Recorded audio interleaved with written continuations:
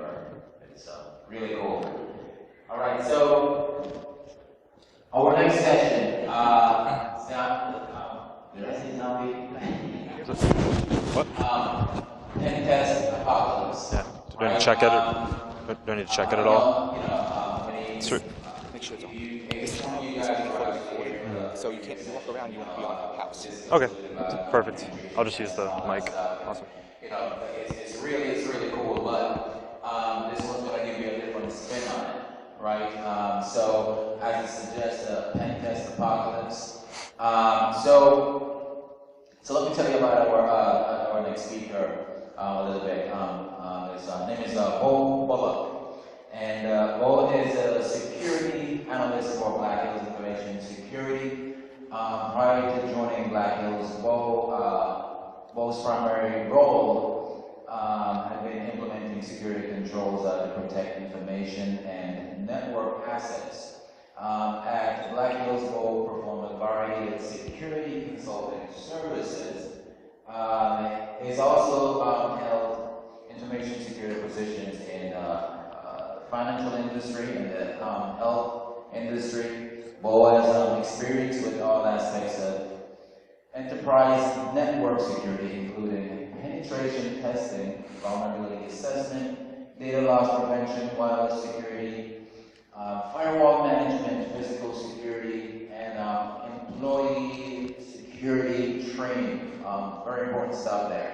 Beau holds a BS in Information Security Technology and has obtained multiple industry certifications, include OSCP, OSWP, GCIH, GCFA, GSEC, and GPEN.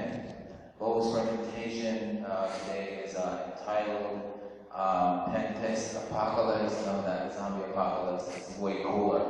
And it will discuss how to prepare for and avoid the Pentest apocalypse by describing common vulnerabilities found on many assessments. By the way, before we'll jump up here, if you could grab your pen and write this down, you could follow Beau on Twitter. It's DAFTHAC, D-A-F-T-HAC, D-A-F-T-H-A-C. That's his handle. Ladies and gentlemen, help me welcome Beau Bullock. Thanks, Warwick. So it's been an awesome day. I don't know if you guys have been in some of the awesome talks that I have, but every talk I've been to today has been awesome. And I just want to say, if you get a chance to thank one of these guys that is a staff member here at BSides today, do it, because they're doing a fantastic job. So let's talk about some doomsday prepping. Pentest apocalypse. That's when you hire a pen tester and they come in and they just walk all over your network. You put in the time and effort to develop these security policies and these programs that cover every aspect that you could imagine. You feel like you've got just this epic security onion that's protecting your network. But you hire the pen tester, they come in, and within a few hours they've gotten DA on your network. So my goal today is to describe a lot of the things that I've done in Pentest that have allowed me to escalate really quickly in an environment and stay undetected. It's been way too easy to just escalate in an environment. So who am I? I am Beau Bullock. I'm a pen tester at Black Hills InfoSec. I previously was an enterprise defender. I know how hard it is to implement a lot of these things I'm going to talk about today, but they're things that need to be done, and not enough people are doing them. Most of the things I'm going to talk about today are items that you probably won't find with a vulnerability scanner. There's ways in which an attacker can just utilize tools that are built into your network and completely stay under the radar and find quick paths to escalate in the environment. I play guitar, I'm an audio engineer, I'm a home brewer, and my wife thinks I have way too many hobbies. So the reason I'm doing this talk, like I said, it's just privilege escalation's been easy. I want to provide a list of 10 things that I do on a daily basis during tests, and things that they're important that most organizations that I come to and do tests for some reason, they don't know about these things. But I'm also going to talk about some very common things as well. Because, I mean, you can run a vulnerability scanner and find, you know, that all your patches are in place and you're doing just fine, right? But what about, you know, group policy preference files out on the network? Have you checked those? Because, you know, there's other reasons too, like who needs a 0-day when your employees just put clear text credentials or administrative credentials in a file out on a share that every user in the network has access to. I'm going to discuss something that's discussed in many pen testing talks. What is the difference between a pen test and a vulnerability assessment? These two items are used interchangeably in almost every talk that I see on pen testing, and it's something that not enough people are getting, that they're two very different things. So, a vulnerability assessment. Generally, they're broader in scope. There's not a goal of just, I want to get access to PCI data, or I want to get PHI. It's more along the lines of, hey, here's all my /16 subnets. I want you to tell me every vulnerability I have in the amount of time that you have to work on it. Whereas, you know, if we start to move into talking about an actual pen test, it's very goal-driven. How do I stop the interview from coming out? So I want to know, when I go to an organization to do a pen test, generally I'll ask, what is the most valuable thing that you have that you wouldn't want an attacker to gain access to?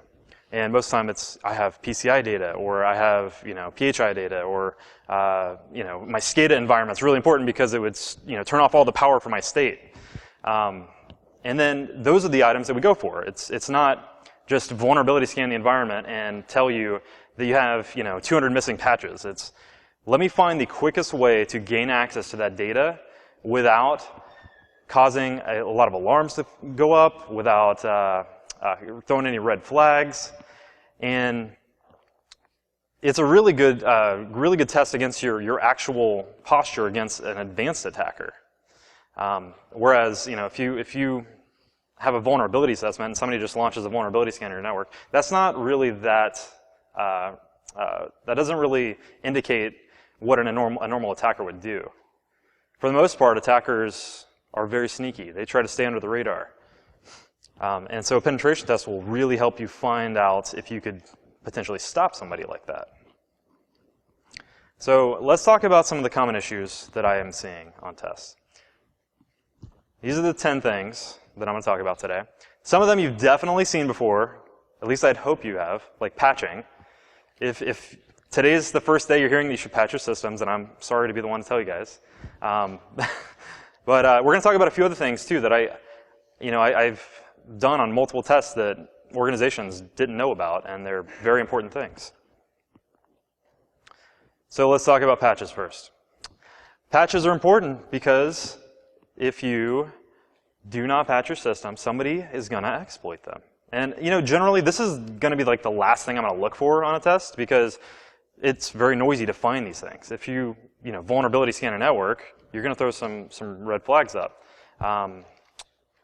So generally, like this would be along the lines of like really number 10 of what I would even try on a test because of just how hard it is to typically just find these on every system. I mean, there are tools out there that will just look for things like 08067, and it'll just go to every system and say, hey, do you have 08067? But it's still kind of noisy.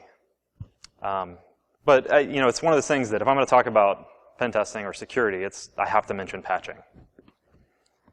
But patches won't fix everything. A great example of this is group policy preferences. I love this vulnerability as a pen tester. Most organizations don't love this vulnerability. So what are group policy preferences? They are extensions of GPO. They help to create settings for certain items on workstations, such as creating local administrator users. So if you, as an organization, want to make sure that anytime you plug a workstation in the domain, it gets a specific local administrator account. It's going to go, you add it to the domain, it's going to go out to GPO and say, hey, what are all the settings I need? Oh, you need this specific local admin, username and password, good to go. So that's cool, that's an awesome way to just automate having a local admin. But in May of this year, Microsoft was like, hey guys, that's really cool you're adding administrative users with GPP, but the files or the passwords that you're setting for those users are in a file that's located in a share that's pretty much accessible by anyone on your network. They're encrypted. Don't get me wrong, they're encrypted, but yeah, the key that actually encrypts them is publicly available to everyone. So anyone can decrypt them. It's great. So what does the patch actually, there was a patch they released in May. What does the patch actually do? It basically says you can no longer create administrative accounts using GPP. What about all the old ones? They don't just get deleted because that would stop your business. I mean, you don't want to just kill off your process for creating a local admin on a system. But I mean, most people are like, oh, I vulnerability scanned my environment. I see that I don't have any missing patches, but yet there's like 80% of the environments that I test have a freaking local admin password globally available to everyone on the domain just out there because the box says you're green, So you actually have to go in and manually delete these accounts and the files. So to be quite honest, it is the first thing I check for on an assessment just because it's easy to find. It's really easy. You just literally, I'm going to show you 3 tools here. You can use PowerShell, PowerSploit, which is awesome. And it just literally just import the module into PowerShell, run get GPP password. It's going to go out to the domain controller, say, hey, you got any files out in sysvol that have C password in it? Cool, give me all those. I'm going to decrypt them for you. Metasploit has a module tool that does that. Basically just set your session in Metasploit and run it. And my personal favorite is just running a find string command from the command line. Find string, string, C password, go out to my logon server in sysvol, and look at all the XML files for the string C password. It'll come back with a nice little blurb of that entire XML file, and you can then go take that C password value, which, sorry, I actually didn't talk about it. It's right there. This one here at the bottom. It looks like that. It's an encrypted value, and you just use it with a tool that can decrypt it, like get GPP password, or there's a nice Ruby script out there that can do it too. And most of the time, we'll have been on the network as a non-admin user for like 10 seconds, and now I have a local admin at least. Sometimes people put domain admins out there. So that brings us to our next point. Widespread local administrator accounts. So now that I have a local admin account that I got from GPP or wherever, if you utilize that same account across every workstation in your environment, it makes it so easy to pivot around. It makes it so easy for an attacker just to basically act as a domain admin. Using the exact same credentials makes it really hard, or makes it really easy to just completely compromise an environment. So something like I typically just use like the SMB login module from Metasploit to just test. I'm going to test like the 5 IPs that are in my range that I'm at to see if it has the same local admin user and password. And the beauty about that is if it does, we go domain admin hunting now. So how do you go domain admin hunting? I typically use a tool like JoWare NetSys or Veil PowerView User Hunter. These tools, they're just like, well, Veil PowerView is a PowerShell script that will go ask who's in the domain admins group and then go to every system on your network and say, hey, do you have a session from this domain admin on your system right now? No? Okay, let me go to the next one. No, do you have a session from this domain admin on your system right now? Cool, you do. Awesome. Let's go pivot to that system using the local admin password, local admin credential, and just dump the creds from memory. And we've literally escalated domain admin in less than an hour. That's very typical. That happens a lot. The other thing about having just a normal global local administrator is you don't even need the clear text password. Let's say we didn't even get the clear text password from GPP. We just had an administrative user that could dump the hashes from the system. We can use that hash to just pass the hash. I'm sure everyone in the room has heard about pass the hash. Windows accepts the hash as authentication. It's awesome. So passwords. I'm sure you've all heard that you shouldn't leave admin or admin password, tomcat before. So I'm not going to talk about changing passwords, but it's something we see a lot. I mean, we see it on network devices specifically a lot. People just deploy switches or deploy routers and don't change the interface, the admin logon to them. If you haven't heard of Pwnlist before, this is something we use a lot, and I love Pwnlist. Pwnlist is a site that collects various data from all the breaches that get dumped out to the internet. So anytime you hear something like the Stratfor hack or LinkedIn got hacked and 5 million credentials got stolen, that information typically gets dumped somewhere on the internet. Maybe it's like Payspin or one of the darker hacker sites. Well, Pwnlist is watching all those for any time those come through and adding them to a nice database that you can go search. So if you want to know if your email address was part of a breach ever, go to pwnlist.com, give them your email address, and they'll tell you, yeah, you were pwned on August of 2011. But what's really cool is when you pay for the API, you can throw an entire domain against Pwnlist. So you can say, hey, I want to know if anyone at blackhillsinfosec.com has been pwned. And then they'll come back, oh yeah, by the way, there's 300 accounts that were pwned. Here's all the credentials for them. Sweet. So if we get that level of data in our reconnaissance phase before we ever start a pen test, sometimes we have credentials to log into the network before the test even starts. So, we talk to the customer and they're like, okay, we're ready for you to pen test us. All right, we're in. Cool. So I always recommend that customers check Pwnlist. Just look to see if your employees are using their corporate email addresses for random websites and getting pwned. Because a lot of people reuse passwords, and it's a really bad thing. Default 8-character password policies. I'm pretty sure there's somebody in the room that has a default 8-character password policy on their network, because it happens a lot. People don't want to move to 12 or 14 characters. So let me introduce you to my friend password spraying. So what is password spraying?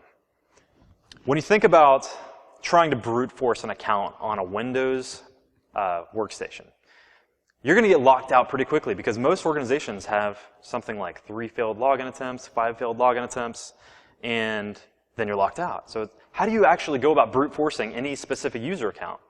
Well, what you do is you basically say, all right, my threshold is 5 login attempts. I'm going to try 3 or 4. I always try 3 because I try to give a little leeway for the user, just in case they happen to mistype their password so they don't get locked out. But you take like 3 good passwords, like something like password123 or company name 123. And we're going to try those 3 passwords against every account on the domain. And let's say you have 10,000 users. I might generate 30,000 failed login attempts, but I'm not going to lock out anyone on the domain. And you know what? Somebody on your domain has a password of your company name 123. And this is just a little script. It's just a little Windows command line script. You can run this right here, and you just basically create a little users.txt file that contains your user list and a little pass.txt file. It contains your passwords that is less than your total or your lockout threshold, because you don't want to just lock out everyone in your environment. So be careful if you do try to run this. And you'll end up with something like this. This is actual data. This is a password spray I did where you can see there was like 40 different accounts I sprayed with one attempt with passwords like password1, password123, company name 123. And I'm pretty sure one of these was a domain admin. So, I mean, what do? You increase password length. Don't make ridiculous policies. I mean, the truth behind it is you need to just train your users to use longer passwords. Don't use your company name in the password. Don't use password in your password. Check Pwnlist. Password spray your users. The other good thing about password spraying your own users internally is you're gonna get to learn about your own detection mechanisms. Because if I'm causing 30,000 failed login attempts within an hour's time, somebody should see that somewhere. There should be a red flag. So overprivileged users. Are your standard users already admins? If so, that's a bad thing. It's really bad. Make sure that you only grant administrative access where necessary.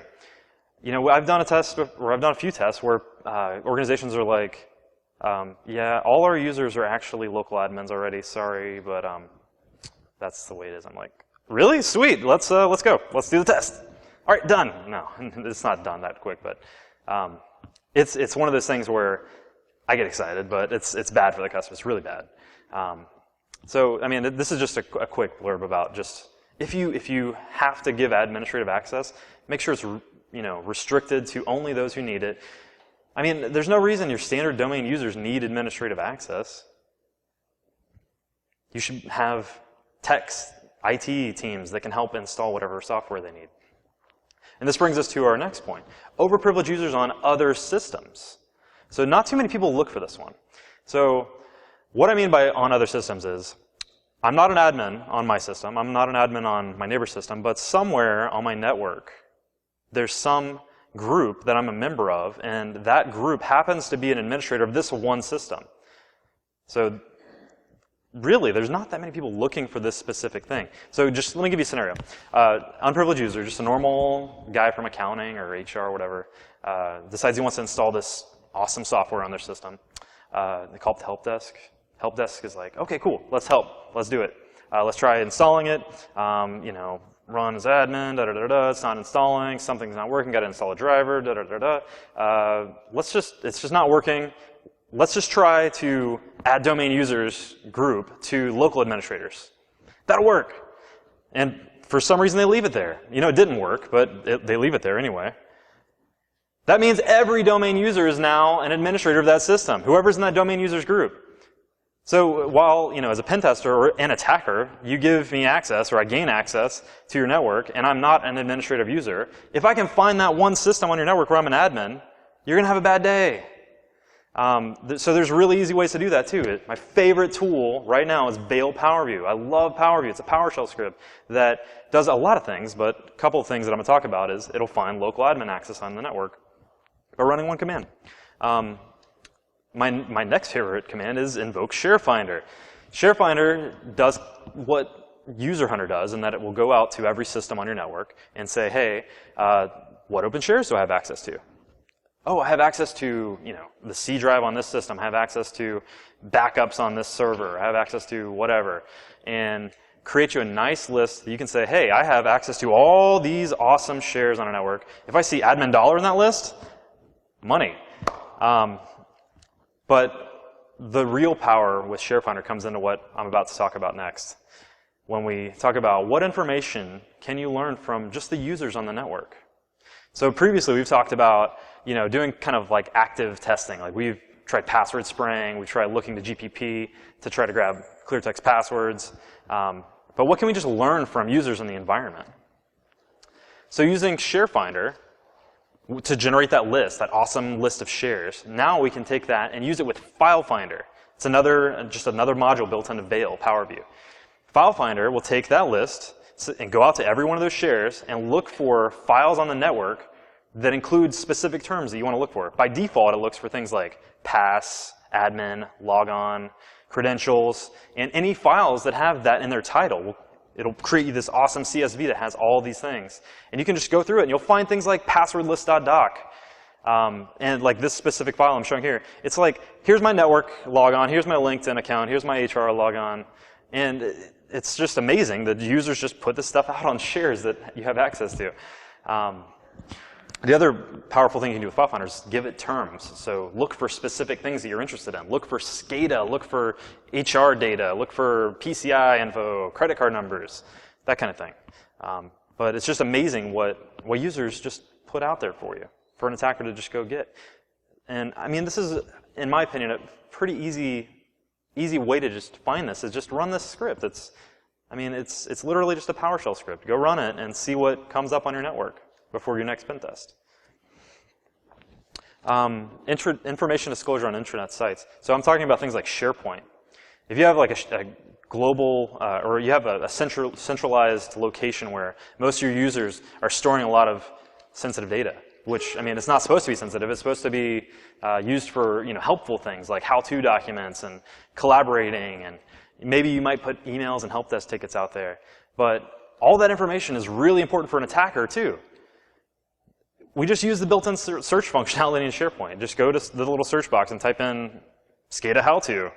Sweet, you give me like all the steps I need and the IP addresses, and then there's like an email conversation between an automation engineer on how to connect to this SCADA environment using certain passwords. It's great. I mean, just learning stuff from the users on the network. I mean, it's not like elite hacking or anything. It's just searching the network for things you want. NetBIOS and LLM&R poisoning. This is something that's definitely common. It's very common because it's not the easiest thing to fix, but it's something that you can do with group policy. But I love this little screenshot here of the description of what NetBIOS and LLM&R poisoning is. Basically, LLM&R and NetBIOS, they act as a failsafe for DNS. So if I'm searching for something like print server, but I happen to mistype it, first, it's going to go out to the DNS server. The DNS server is going to say, you're looking for Pint server. I have no idea where that is. Sorry. Goes back to the laptop. Laptop now uses NetBIOS and LLM&R to communicate to local hosts on the network to say, hey, do you guys know where this Pint server is?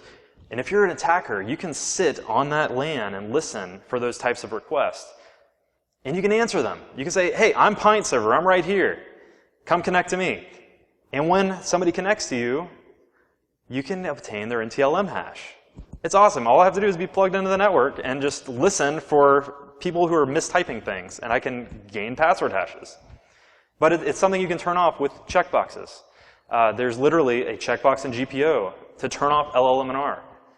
There's a script that you can push out with GPO to turn off NetBIOS. Because, I mean, is it really that necessary for your hosts on your network to be querying each other for where information is? I'm sure there is some reason, but I mean, really, your DNS server should be answering the majority of the requests that are valid. And the tool Spider Labs Responder is a really great tool for doing this. It's a tool you'd have to, you run from Linux. There is a Windows tool too, but it's kind of not as good as Responder. The last common item I'm going to talk about is local workstation privilege escalation. So the other items we've talked about have all been going out to the network and searching for things that would allow us to elevate our privileges within an environment. If none of those worked out for me, I'm going to try just to escalate locally. I'm going to try to just get administrative access to the system that I already have access to. And a great tool for that is Veil PowerUp. These Veil guys, they're awesome. They write the greatest scripts. So PowerUp is another one that you can run that will check anything on the local workstation for a method of privilege escalation. So things like unquoted service paths, or if you have always allow or always install elevated in the registry, it'll find those things and say, hey, you could escalate to admin using this one thing. But it's another tool that can be used by any organization to just like check your baseline image, your baseline Windows deployment install that you're going to push out to your network. Just run it against that and say, just make sure that you're not pushing out devices that have privilege escalation vulnerabilities. So just kind of a summary of the 10 things I've talked about. And then I'm going to talk about a few other things. Missing patches. Everyone knows patch your systems. And then these other things are more along the lines of manually finding them, like group policy preference passwords. That's something that I see all the time. And it usually leads to local admin, widespread local administrator accounts. If you have the same local admin account across all your entire environment, that's a bad thing. If you have weak password policy, we're going to password spray your users. Everyone should be trying that. Overprivileged users on their own workstation. So if you already give admin, that's a bad thing. If you have same thing on other hosts, if you had somebody that accidentally added domain users to a group that is an administrative user of another system, And then looking out to the network for things that employees just leave out there, like sensitive data on shares, sensitive data on SharePoint.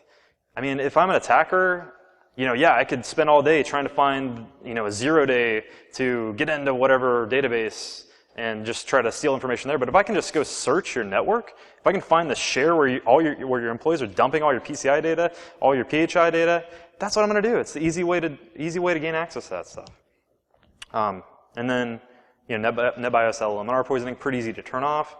And then local workstation privilege escalation. So now to prep your pen test bug out bag. So tuner detection devices. Listen for the types of things that an attacker is going to do on your network by trying pen tester activities against it. Try, port scanning your network. Try password spraying. If you're not seeing, or if you're not being alerted on the 30,000 failed login attempts, then that's something that you should try to put in place.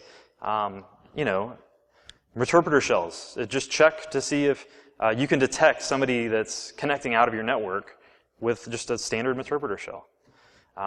Perform egress filtering. We try to recommend blocking all outbound access for normal users, for normal workstations, for servers. I mean, there's no reason they need to just connect directly out. Let's just set up a web proxy, an authenticated web proxy, so that if somebody needs the internet, they have to go through the web proxy, and you're going to be able to filter there, as opposed to an attacker just being able to, pop a shell and then just go directly out to the internet, straight through the firewall. We're going to kind of miss things. And then things that make our job hard. Things that make us just want to flip a table.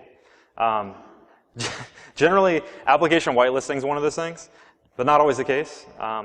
And the reason why is if you haven't disabled PowerShell with application whitelisting, then what's the use?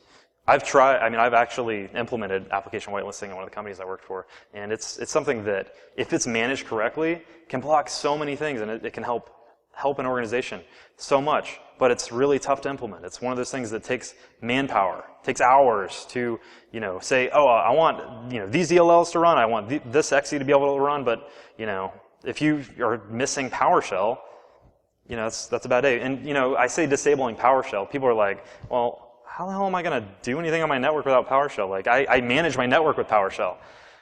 You can just specify in the security properties for the XE itself. It's really easy. Just go into the XE and say, hey, I want this PowerShell.exe to only be able to be ran by my domain admins or whatever group that you use to manage your network with PowerShell. NAC, network access control, not being able to just walk up and plug into a port, that's very important. Network segmentation, stopping me from just talking to other hosts on your network is very important. If I can't pivot around, I'm not going to escalate. It's going to be very, very hard to escalate. It's going to make me flip a table. And then fixing any of the things that I've talked about earlier, that is going to just make me work so freaking hard. I mean, I'm going to love it because I'm going to be just banging my head against the desk, but I'm going to be learning something. I'm going to be trying harder, and you as a customer is going to gain so much more value out of your pen test. It's not going to be, oh, they started the pen test, they got GPP, they got local admin, they got domain admin, and got access to sensitive data within 4 hours. And then the test is done. It's going to be more like this tester, or this, like from my own mindset, I'm going to be banging my head against the desk and thinking, well, this is really pissing me off. I'm going to work really freaking hard. I'm going to probably spend hours and hours trying to find something. And it's going to be much more thorough, as opposed to just, just gaining access to what we need and then just taking it. So some things not to do during a pen test. Don't tell people, don't tell your IR team to just watch the day of the pen test. Like, hey guys, guess what? We're going to have a pen test today. Okay, it's on. We got him. We got him, guys. We got him. He's right there. He's pivoting around. We're going to watch him. We're going to block him. We're going to kill all his access. Don't do that. Just, if you have to tell your teams, say something like, we might have a pen test within the next, 4 months sometime. But don't just tell them the day it's going to happen. Don't enforce different policies on the pen tester. So if you give local admin to all your normal users, just give local admin to the pen tester. If you completely restrict every user on your network, you completely, air gap them. Do that. But I hope you don't air gap me on a pen test, because that's going to be tough. Don't alert users to an upcoming phishing test. if you're gonna pay us to come and do a phishing test against your environment, don't send an email out to all your users and say, hey guys, don't click anything today because you're gonna be in trouble and you're probably gonna be fired. That's just a bad test. So I talked about a lot of things today, and so I decided to kind of throw all these things into this PDF. It's just a guide. It's a Pentest prep guide that I hope will help organizations. It's just the 10 things I talked about today that kind of details things that I think are easily enough fixed that an organization should be looking for them themselves before a pen test. And it's also, it details the 10 issues, like I said, and it also details how to identify them. So we talked about like using different tools like PowerView. We talked about using Windows command line to, password spray our users. I kind of include a lot of the techniques that I use in this little document, and also some tips on how to remediate some of these easier issues to find. And it has a checklist. So what pen testing, or what Doomsday Prep talk wouldn't be complete without a checklist? And so, if you want to go check it out, this is the link. And I'll leave it up there. It's just on my website. But basically, I really hope that not only organizations kind of gain something from what I'm trying to say today. It's really, really often that one of these things will lead to complete compromise in an organization, in my experience. And a lot of the other members of my own organization follow a lot of these same tactics. And it's been pretty easy just to escalate. But I also hope that, maybe if there's any pen testers in the audience, that they might gain something out of this talk too. So with that, if there's any questions. Yes? Sorry.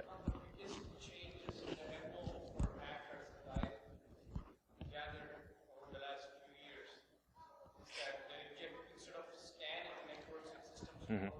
They're actually injecting malware onto thousands of organizations and let them connect to Mm-hmm. the Yep. hacker instead of they scanning manually.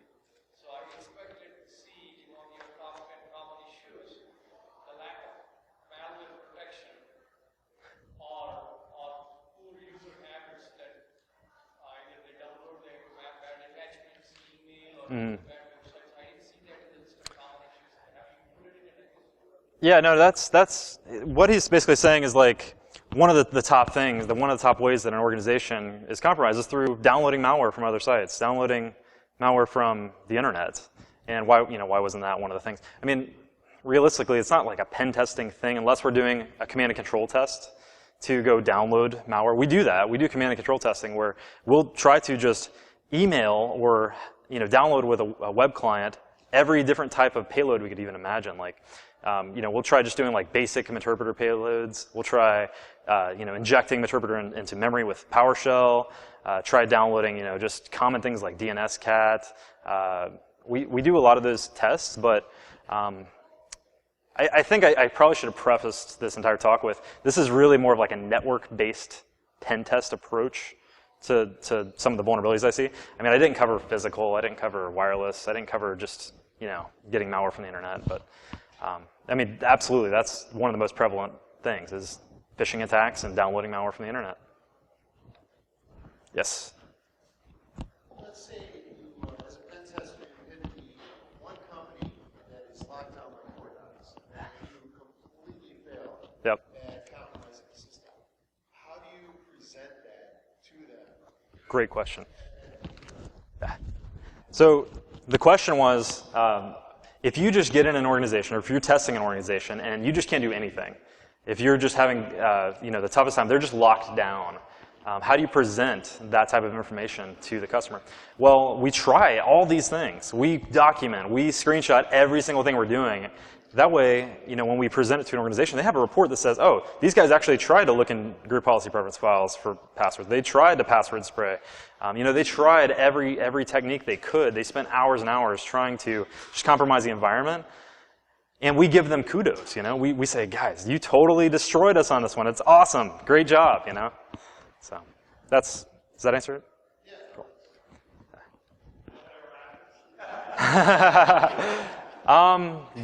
once or twice it's been close. Any other questions? Oh. Do you believe in kind of constant red teaming or constant pen testing as something organizations ought to look at? So the question is, do I believe in constant pen testing or constant red teaming? In larger organizations, I would say yes. I think, when you have thousands and thousands of devices on your network, it's one of those things where you want to constantly look for things out on shares. You want to password spray your users because you're having new users come online every day. They're going to pick a bad password. So in general, I would say yes. But I would put vulnerability assessment above that. So if you truly want to secure global network, your entire network, I would say vulnerability management should probably be above that. But if you have the resources to pen test all day, every day, absolutely. Yes. See a lot of your pen test off the wall around using PowerShell and PowerShell techniques a lot for the pen testing. Are you noticing a trend of more stuff in the wild, like the actual bad guys with the spread teams using more PowerShell these days? Well, so the question is, do I see PowerShell in the wild as bad guys using it? Well, personally, I don't see that stuff at all because I'm just doing offensive stuff. But I would imagine they're using it. I would, from what I've heard, a lot of the advanced attackers are, you're using custom malware a lot, but I would imagine once they gain access to a network, they're using the same tactics we're using just because it's stuff that's already built into Windows. It's stuff that's built into networks. It's tools that are there for attackers to just utilize. There's no reason to just start dropping binary malware on a system anymore. We can just use the tools that are built in. Any other questions? Yep. No.